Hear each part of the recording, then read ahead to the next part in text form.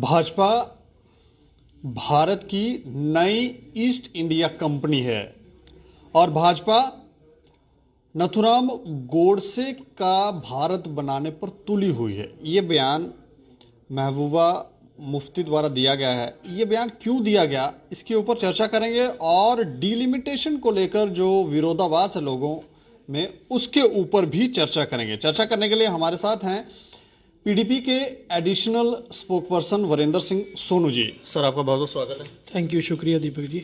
अच्छा, ये जो बयान दिए गए हैं कि भाजपा जो है वो भारत की ईस्ट इंडिया कंपनी है, नई ईस्ट इंडिया कंपनी, ये बयान क्यों दिया गया है? देखिए कि जो आज के हालात हैं, खासतौर अगर मैं जम्मू कश्मीर की बात करूं तो भारतीय जनता पार्टी वाकई ईस्ट इंडिया कंपनी की तरह काम कर रही है। ईस्ट इंडिया कंपनी भारत में आई थी, इतिहास पढ़ के देख लीजिए, सबसे पहले फूट डालो और राज करो और भारत को लूट के भारत का जो पैसा था वो अपने साथ उन्होंने ले जाना था। तो वही सेम पैटर्न पे भारतीय जनता पार्टी एक पॉलिसी जो है जम्मू कश्मीर में चला रही है। सबसे पहले तो वो लोगों को धर्म के नाम पे लड़ा रहे हैं, जात के नाम पे लड़ा रहे हैं, बरादरी के नाम पे भी अब लड़ाना शुरू हो गए हैं और इलाके के नाम पे भी लड़ाना शुरू हो रहे हैं। गुजर को पहाड़ी के साथ लड़ा रहे हैं, पहाड़ी को गुजर के साथ लड़ा रहे हैं, मुस्लिम को हिंदू के साथ लड़ाने की कोशिश कर रहे हैं, हिंदू को मुस्लिम के साथ कर रहे हैं। और इलाके के नाम पे जम्मू को कठुए से, कठुए को सांबे से, पहले तो जम्मू को कश्मीर से लड़ाते थे, अब तो मेरा ख्याल ये महलों के नाम पे लड़ाने की कोशिश कर रहे हैं। तो यही काम जो था ईस्ट इंडिया कंपनी ने किया था। दूसरा, हमारे जो आज देखिए कि जम्मू कश्मीर की जो लूट खसूट है 5 अगस्त 2019 के बाद जो भारतीय जनता पार्टी की लेडेड गवर्नमेंट जो वो कर रही है। मसलन मैं 2-3 एग्जाम्पल आपको दूंगा। सबसे पहले तो हमारे जो रिसोर्सेज थे वो बाहर के लोगों को बेच दिए गए। माइनिंग का जो काम था, पैसे लिए और बाहर के, मैं गुंडे कहूंगा, गुंडों को बेचे गए हैं, व्यापारी को नहीं, गुंडों को बेचे गए हैं। कौन से गुंडे हैं वो? जो बाहर के लोग यहाँ आके काम कर रहे हैं, सब लोग जानते हैं कि किसी कोई नाम होगा किसी? नहीं, मैं मेरे पास मचलका नहीं है पुलिस का ना कि मैं बता पाऊँ, लेकिन मैक्सिमम बता रहा हूँ आपको कि आप देख लीजिए कि ये जो माइनिंग का काम जो डिस्ट्रिक्ट वाइज करते थे, अब जम्मू डिस्ट्रिक्ट की अगर मैं बात कर लूंगा तो जम्मू डिस्ट्रिक्ट में बाहर के लोगों को काम दिया गया। जो लोग वो काम कर रहे हैं वो बाहर के लोग हैं। बाहर के लोग आते हैं, आपकी 1500 रुपए की ट्राली 5000 रुपए में बिक रही है। जो ट्राली 1500 रुपए की थी वो 5000 में बिक रही है और 3500 रुपया जिस तरह ईस्ट इंडिया कंपनी काम करती थी उसी तरह भारतीय जनता पार्टी काम करी। और ये मैंने नहीं कहा, ये भारतीय जनता पार्टी के एक फार्मर एमएलसी हैं, सीनियर लीडर हैं उनके, उन्होंने प्रेस के आप लोगों के माध्यम से कहा था कि जनाब मुझे जो डिस्ट्रिक्ट माइनिंग ऑफिसर है वो ये कहता है हमारे एक बहुत बड़े नेता का पीए जो है वो हमसे महीना लेता है, तो इसलिए रेट बढ़ रहे हैं। तो इस ईस्ट इंडिया कंपनी में यही काम किया था। तो उसके बाद ये जब ये बयान दिया गया उसको ले रहे हैं, आपने मेरा ख्याल मंगवाई नहीं है, आपने घर का काम नहीं किया पिछले 1-1.5 साल से। हम कोरोना के कारण कुछ हो नहीं रहा। नहीं, कोरोना के कारण कर रहे हैं लोग, कंस्ट्रक्शन के काम चल रहे हैं, आपने नहीं किया। लेकिन आप ये एक बार मंगवा के देखिए, फिर आपको पता चलेगा इसका रेट क्या है। इसमें मुनाफा मींस हमारी जो एडमिनिस्ट्रेशन है उसकी कहीं ना कहीं मिली भुगत है, वो कुछ ना कुछ कर रही है। तो वही काम ईस्ट इंडिया ने किया, लोगों के साथ लड़वाया। तो यही बात है कि आज हम ये बात कहने के लिए मतलब हम मजबूर हो चुके हैं कि भारतीय जनता पार्टी जम्मू के रिसोर्सेज को बाहर के लोगों को बेच रही है और पैसा बाहर जा रहा है। जम्मू का नौजवान जो है वो अपने आप को ठगा हुआ महसूस कर रहा है। नहीं, आप कह रहे हैं कि भाजपा लोगों को, मोहल्लों को ऐसे लड़ा रही है, तो इसका कोई एग्जाम्पल आप देंगे ताकि लोग समझ पाए? मैं आपको बताता हूं इसका एग्जाम्पल। पहले तो भारतीय जनता पार्टी का जो एजेंडा है वो यही है कि लड़ाई करो, लड़ाई डालो और राज करो। उनके पास कोई डेवलपमेंट का एजेंडा नहीं है, कोई जम्मू के प्रति किसी किस्म का उनके पास एजेंडा नहीं। उनके पास सिर्फ एक एजेंडा है, वो धर्म के नाम पे सियासत करना चाहते हैं। आप मुझे एक बात बताइए कि डिलिमिटेशन कमीशन की रिपोर्ट आई है, लोगों ने देखी है, हमने नहीं, भारतीय जनता पार्टी के खुद के लीडरों ने भी ये इल्जाम लगाए हैं कि ये जम्मू के साथ नाइंसाफी हुई है, जम्मू की अनदेखी की गई है। भारतीय जनता पार्टी के स्टेट प्रेसिडेंट, इनके एक एमएलए हैं शक्ति परिहार साहब, उनके साथ टेलीफोनिकली एक बात है जो सोशल मीडिया पे लीक हुई है। रविंद्र रैना साहब कह रहे हैं कि इस इलाके को मैंने आपके साथ जोड़ दिया, कह रहे हैं ना रविंद्र रैना साहब, आप लोगों ने सुनी होगी वो फोन पे। कि एक पार्टी का प्रदेश अध्यक्ष कौन होता है एक इलाके को दूसरे इलाके के साथ जोड़ने वाला? हम जो बात कहते थे कि भाई ये इलाके को इलाकों के साथ लड़वा रहे हैं, वो बात आई सच हो गई। डिलिमिटेशन कमीशन की कार्रवाई जो है भारतीय जनता पार्टी का स्टेट प्रेसिडेंट कह रहा है, सामने आपके कह रहा है कि ये इलाका मैंने आपके साथ जोड़ दिया। इट मींस कि डिलिमिटेशन कमीशन करने जा रहे हैं। अनंत रजौरी पुंछ को कश्मीर के साथ जोड़ती है मुगल रोड, और जो मुगल रोड जोड़ती है कश्मीर के साथ उसमें सबसे पहला इलाका आता था शुपैया, शुपैया को श्रीनगर के साथ जोड़ दिया गया। अब मुझे बताइए कि पुंछ वाले ने जाना है अपने एमपी को ढूंढने के लिए। मान लीजिए अनंतनाग का एमपी जीत जाता है, तो पुंछ वाला कब गया अनंतनाग? पहले वो जम्मू आएगा, जम्मू से वो अनंतनाग जाएगा।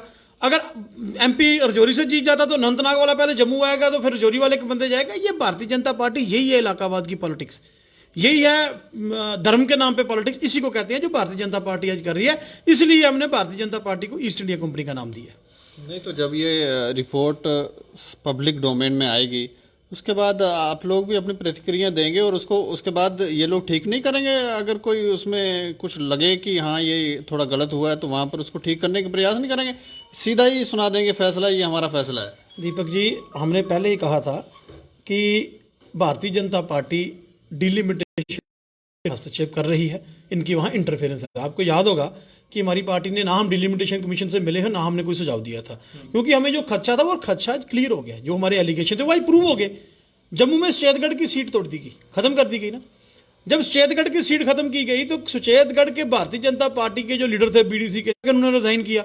हम जो कहते थे कि डिलिमिटेशन कमीशन जो है वो भारतीय जनता पार्टी के एक विंग की तरह काम कर रहा है, जो हमारे एलिगेशन थे वो आज सबके सामने आ गए। आज मुझे एक बात बताइए, आज स्टेट प्रेसिडेंट भी कहते हैं मैंने वो इलाका आपके साथ जोड़ दिया। आज भारतीय जनता पार्टी के लीडर भी जो है वो बीजेपी के कास करके कहते हैं नहीं जी हमें वो इलाका हमारे साथ जोड़ो, उसमें सुचेतगढ़ की सीट चाहिए। वो एडमिनिस्ट्रेशन के पास तो नहीं गए ना। तो जिन्होंने जो करना था वो सुझाव किसके मानेंगे किसके नहीं मानेंगे वो तो बाद की बात है, लेकिन जो हम कहते थे वो आज प्रूव हो चुका है कि डिलिमिटेशन कमीशन ने जो कार्रवाई की है, जो उन्होंने सीटों की काट छांट की है, वो भी जम्मू के लोगों की अपेक्षाओं पर खरी नहीं उतर पा रही। वो तो कह रहे हैं कि डिलिमिटेशन कमीशन अपने तरीके से काम कर रहा है, उसका कोई लेना देना नहीं है, भाजपा उसको थोड़ी ऑपरेट कर रही है। तो फिर भाजपा के प्रदेश अध्यक्ष कैसे कह रहे हैं अपने एमएलए को फोन करके ये उन्होंने कोई सुझाव दिया हो कि ये इस तरह से ऐसे हो सकता है कि भाजपा के प्रदेश अध्यक्ष जो हैं वो तो एसोसिएट मेंबर भी नहीं है, तो वो किस कैपेसिटी में सुझाव दे रहे हैं? मेरा सुझाव मानेंगे डिलिमिटेशन कमीशन अगर मैं कह दूं तो? वो जो हम यही कहते हैं दीपक जी, हमारी बात को समझने की कोशिश की थी, जो हमने कहा था उनके ऊपर मोहर लग गई। अगर उनका स्टेट प्रेसिडेंट इससे अच्छा था तो वो बीजेपी खुद ही डिलिमिटेशन कमीशन की रिपोर्ट जारी कर देती कहीं। तो आज मुझे एक बात बताइए, आज क्यों जम्मू के लोग सड़कों पर हैं?